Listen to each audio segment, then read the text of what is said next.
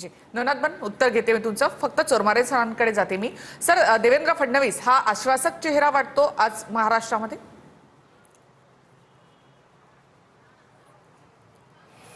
हे बघा, देवेंद्र फडणवीस हे 2014 पासून महाराष्ट्राचे मुख्यमंत्री आहेत. देवेंद्र फडणवीस यांच्यासाठी राष्ट्रीय पातळीवर भविष्यात फार मोठ्या संधी आहेत.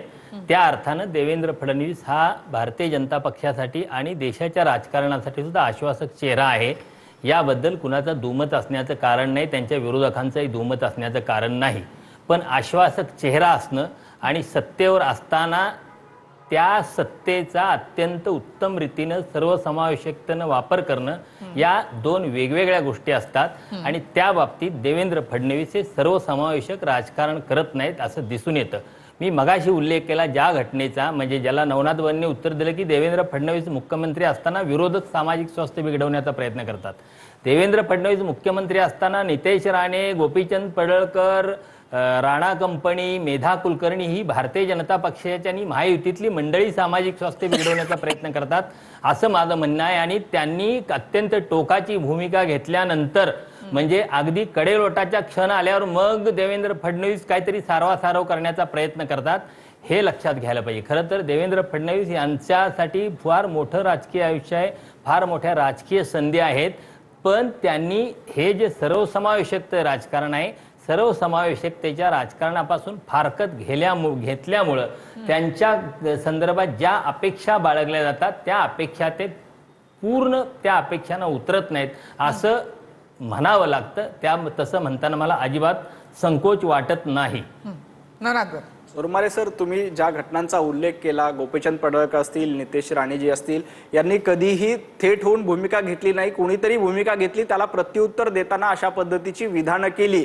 खरं तर ज्या पद्धतीनं ठराविक वर्गाला टार्गेट करण्याचं काम, हिंदू धर्मांना टार्गेट करण्याचं काम जेव्हा काही लोकांकडनं केलं जातं त्यावेळेला प्रत्युत्तर म्हणून अशा पद्धतीचं विधान केलं जातं. परंतु याच्यामध्ये कुठेही सामाजिक सलोखा बिघडण्याचा भारतीय जनता पार्टीचा हेतू नाही. आणि देवेंद्रजी फडणवीस तर सबका साथ, सबका विश्वास, सबका प्रयास या पंतप्रधान नरेंद्र मोदीजींच्या मंत्राला पुढे घेऊन जाणारे सच्चे शिपाई आहेत, सच्चे सेनापती आहेत. त्यांनी आतापर्यंत महाराष्ट्राला पुढेच नेलेलं आहे. आतल्या अशा कुठल्याही सलोख्याला महाराष्ट्राची वीण उसवू नये यासाठी सर्वाधिक प्रयत्न कोणी केलं तर देवेंद्रजी फडणवीस यांनी केले. मी मगासून म्हणतो की जेव्हा देवेंद्रजी सत्तेवर येतात, विरोधक जाणीवपूर्वक महाराष्ट्रामध्ये सामाजिक सलोखा बिघडला पाहिजे यासाठी काही लोकांना पुढे करून, काही एनजीओना पुढे करून अशा पद्धतीचं महाराष्ट्राचं राजकीय वीण उसवण्याचा प्रयत्न करतात. परंतु त्यांना ते यश येणार नाही. निखिलाजी फक्त दोन मुद्दे मांडतो. हनुमंत पवार यांनी म्हटलं की महाराष्ट्रामध्ये शेतकऱ्यांची अवस्था. हनुमंतजी पवार, महाराष्ट्रामध्ये अतिवृष्टी झाली, जवळपास 32,000 कोटी रुपयाचं पॅकेज आपण घोषित केलं. आपण पंजाबचा उल्लेख करत होता, पंजाबनी काहीच दिलं नाही. महाराष्ट्राने जवळपास 32,000 कोटी रुपये दिले. थेट शेतकऱ्यांच्या खात्यामध्ये पैसे जमा झालेले आहेत आणि शेतकऱ्यांना लाभ मिळतो. कर्जमाफीचा विषय निघाला. खरं तर कर्जमाफी याही वर्षी करता आली असती, परंतु आपल्याला मोठं पुराचं संकट आलं. आधी हे संकट निवारण करणं महत्त्वाचं होतं, म्हणून देवाभाऊंनी पहिल्यांदा हे संकट निवारण केलं. महाराष्ट्रात कर्जमाफी करण्याचं काम देवेंद्रजी फडणवीसच करणार आहेत. 2017ला आम्ही कर्जमाफी केली होती, पुन्हा एकदा आम्ही कर्जमाफी करू. कर्जमाफी करण्याबद्दल काहीही दुमत नाही. कर्जमाफी झाली पाहिजे, शेतकऱ्यांचा सातबारा कोरा केला पाहिजे. उद्धवजींनी सांगितलं होतं की अनेकांनी सांगितलं होतं की आम्ही शेतकऱ्यांचा सातबारा करू, परंतु 2.5 वर्ष महाविकास आघाडीचं सरकार असताना सातबारा कोरा सोडा, साधे 50,000 रुपये यांना देता आले नाही. महायुतीचं सरकार आल्यानंतर एकनाथजींच्या नेतृत्वामध्ये ते 50,000 देण्याचं काम आम्ही केलं. आणि आकडेवारीचा विषय आला, देवेंद्रजींना 35%, एकनाथजींना 17%. या दोघांची बेरीज केली तर जवळपास 52-53% महायुती आहे. आणि काँग्रेसची अगरबत्ती कुठे आहे? जवळपास किती टक्के? 2-3% काँग्रेसच्या नेत्यांना महाराष्ट्रामध्ये स्थान आहे. उद्धवजींचं स्थान काँग्रेसच्या तुलनेमध्ये कैकपट बरं आहे. काँग्रेसच्या तुलनेमध्ये सन्माननीय राज ठाकरे यांचं स्थान देखील बरं आहे. त्यामुळे काँग्रेसची अवस्था महाराष्ट्रात काय आहे हे देखील आपण बघितलं पाहिजे. आणि आम्ही दोघेही मिळून, म्हणजे देवेंद्रजी आणि एकनाथजी मिळून जवळपास 52% अधिक जातो. म्हणजे महाराष्ट्रातली सर्वाधिक पसंती महायुतीला आहे. आणि महायुती म्हणून अतिशय चांगलं काम देवेंद्रजींच्या नेतृत्वात. दादांचा तुम्ही उल्लेख केला नाही, दादाही आमच्या सोबत आहेत. हनुमंत पवार, अगदी छोटंसं उत्तर, पुढे जायचंय मला. शेतकऱ्यांबद्दल अतिवृष्टीमध्ये 80,000 कोटीचं नुकसान झालं असं महसुली आणि कृषी खात्याच्या अधिकाऱ्यांचे पंचनामे होते. 80,000 कोटीचं नुकसान झाल्यानंतर देवाभाऊनी 31,000 कोटी रुपयाची भरपाई देणार असं सांगितलं. आज तागायत महसूल यंत्रणेचे आकडे आहेत, शेतकऱ्याच्या अकाउंटवर फक्त 8,500 कोटी रुपये गेले आणि केंद्र सरकारकडे 3 महिने उलटून गेल्यानंतर मदत मागण्याचं सुद्धा औदार्य देवेंद्र फडणवीस साहेबांनी दाखवलेलं नाही. मराठवाड्यामधल्या प्रस्ताव गेलाय मदतीचा शिवराज सिंग चौहान यांनी संसदेमध्ये ऑन रेकॉर्ड चांगले. हनुमंत पवार किती खोटं बोलणार. प्रस्ताव केंद्राकडे गेलाय. स्वतः शिवराज सिंग चौहान केंद्रीय मंत्री आहेत, त्यांनी स्पष्टपणे सांगितले की प्रस्ताव आलाय आणि केंद्राकडनं देखील मदत मिळेल. 32,000 कोटी तुम्ही आयुष्यात कधी दिली नव्हती शेतकऱ्यांना. तुम्ही फक्त हवेमध्ये गप्पा मारतायत. महाराष्ट्रामध्ये 50 वर्ष तुमचं सरकार होतं. तुम्हाला शेतकऱ्यांना देता आला नाही. शेतकऱ्यांची कर्जमाफी शरद पवारांना करावी लागली, काँग्रेसला करता आली नाही. त्यामुळे तुम्ही काम करू नका. तुमचे आता धंदे महाराष्ट्राने ओळखलेले आहेत. त्यामुळे नाना पटोलेंना किती टक्के मिळाले याच्यावर जरा बोला. नाना पटोले त्यांना शांत बसवा. बोला बोला. मी त्यांचं पूर्ण ऐकलं. निखिलाजी मला संरक्षण द्या. मी पूर्ण ऐकलंय. या देशाच्या कृषी मंत्र्यांनी लोकसभेमध्ये पटलावर सांगितलं आमच्याकडे प्रस्ताव आला नाही. मीडियामध्ये काय सांगितलं हे जर यांचे लोकसभेत सांगितलं निखिलाजी ऐकूया यांना. हे खोटं बोलताय त्यांना ऐकवा. शिवराज सिंगांनी लोकसभेत मध्ये सांगितलं खोटं बोलू नका.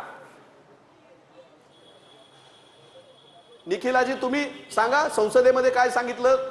माझ्यावर नका विश्वास ठेवू. काय सांगितलं संसदेमध्ये परवा. काय बघितलं माध्यमांवर आम्ही. आता हे मीडिया मॅनेजमेंट करून बाहेर मीडियाला सांगतायत. त्यांच्या कृषी मंत्र्यांनी सांगितलं की महाराष्ट्राचा प्रस्ताव 3 महिन्यानंतर प्रस्ताव देत नाही. काय काम करायला होते तुम्ही 3 महिने. हे शिवराज 152 शेतकऱ्याचे हनुमंत पवार वाहून गेले. लाखों शेतकरी निघून गेले. 3 महिन्यानंतर तुमची अगरबत्ती कुठे लावता. उपकार करता का प्रस्ताव दिला म्हणजे. मदत कधी येणार आहे ते सांगा. देवाभाऊ म्हणता. एकनाथ शिंदे दिल्लीला पडतात, अजित पवार दिल्लीला पडतात, फडणवीस दिल्लीला पडतात. मदत घेऊन या ना. 3 महिने संपले तरी तुम्ही काय करताय. आणि फुकाच्या गप्पा काय खोटं बोलता काय. शेतकरी कर्जमाफी करत नाही म्हणजे मदत अहंकारामुळे आणि लागली अवस्था झाली आहे. ऐकून ऐकायची क्षमता ठेवा. दाखवा इथं किती मदत आणली ते. दाखवा किती मदत आणली ते. आणि उचलली जीभ लावली. हनुमंत पवार 32,000 कोटी शेतकऱ्यांना दिलेले आहेत. काँग्रेसच्या संपूर्ण हयातीमध्ये एवढे पैसे काँग्रेसने एका वेळी शेतकऱ्यांना दिले नव्हते. अमित शहा येऊन गेले. आणि तुमच्या मदत देता किती टक्के मिळाले त्याच्यावर जरा बोला. उत्तर प्रदेशला मदत देता, राजस्थानला मदत देता. महाराष्ट्रानं काय घोडं मारले. महाराष्ट्रातल्या शेतकऱ्यांवर का बरं एवढं शत्रुत्व आहे तुमचं. का महाराष्ट्रातल्या शेतकऱ्याला मदत दिली नाही. 3 महिने कशाची वाट बघायला होते. कुठलं पंचांग आणलं होतं देवाभाऊनी. कुठला मुहूर्त बघत होते तुम्हाला प्रस्ताव द्यायला. आता आला म्हणून सांगता. मदत कधी येणार आहे ते सांगा. निखिलाजी शेतकऱ्यांना थेट शेतकऱ्यांच्या अकाउंटमध्ये मदत देण्याचं काम केंद्राची वाट न बघता आपण केंद्र सरकारची वाट बघितली की केंद्र सरकार पैसे देईल. त्याच्या आधी 32,000 कोटी रुपयाचं पॅकेज दिलं. आपण थेट शेतकऱ्यांच्या खात्यामध्ये पैसे दिले. काँग्रेसच्या संपूर्ण हयातीमध्ये हनुमंत पवार काँग्रेसच्या संपूर्ण हयातीमध्ये 30,000 सांगितले. खोटं बोलतात का तुमचे 32,000 कोटीचा पॅकेज. तुम्ही आणि फडणवीस साहेब एकदा मिळून बसून घ्या काय सांगायचं ते. तुम्ही आणि फडणवीस एकदा बसून घ्या काय सांगायचं ते. दोघं मिळून ठरवा. पक्षाचं ठरवा. तुमचे मुख्यमंत्री म्हणतात 31,000 कोटी दिले. 8,000 कोटीचे आकडे गृहसचिव सांगतायत. मुख्य सचिव 8,000 कोटीचे आकडे सांगतायत. मुख्यमंत्री 31,000 कोटीचे आकडे सांगतायत. का धूळफेक करताय शेतकऱ्यांच्या ह्याच्यावर. का धूळफेक करताय. का खोटं बोलताय. किती खोटं बोलणार आहात तुम्ही. किती दिवस मीडिया मॅनेजमेंटच्या न्यूज मॅनेजमेंटच्या माध्यमातून जगणार आहात. शेतकऱ्यांच्या आत्महत्या दिसत नाही तुम्हाला. त्यामुळे हनुमंत पवारांनी अशा पद्धतीचा फेक नरेटिव्ह पसरवण्याचा प्रयत्न करू नये. तुम्ही 24 तास वीज देऊ शकत नव्हतात. पाण्याचा तर दुसरा विषय राहिला. आम्ही 2014ला सत्तेत आल्यानंतर पहिल्यांदा शेतकऱ्यांना लोडशेडिंग मुक्त केलं. महाराष्ट्राला लोडशेडिंग मुक्त केलं. मागेल त्याला शेततळ असेल, शेतकऱ्यांना कर्ज देणं असेल. सगळे प्रोजेक्ट अदानीच्या घशामध्ये घातले.